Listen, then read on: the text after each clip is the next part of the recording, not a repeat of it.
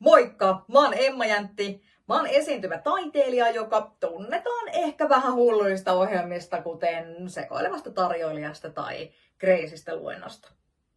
Hullumpi juttu kuitenkin, mitä mä oon elämässä tehnyt, on ollut ehkä se, kun mä matkustin yksin Meksikon viidakkoon elele käärmeiden ja hämähäkkien keskelle, tai se, kun mä istuin metsässä ilman varusteita 4 vuorokautta syömättä ja juomatta. Mä rakastan itteni ylittämistä. Ja mulle tuo suurta iloa se, kun mä voin auttaa ihmisiä tekemään jotain sellaisia asioita, joita he on ehkä aina halunnut tehdä, mutta ei ole vaan syystä tai toisesta uskaltanut. Esiintymis- ja vuorovaikutustaitojen lisäksi mun valmennusosaaminen keskittyy mielentaitoihin ja toimivan tiimityöskentelyyn. Semmoinen punainen lanka kaiken takana on suuri sydän tuoda inhimillistä osaamista yritysmaailmaan ja luoda sosiaalisesti kestävää toimintakulttuuria, jolla luonnollisesti tehdään myös ne menestyvät yritykset.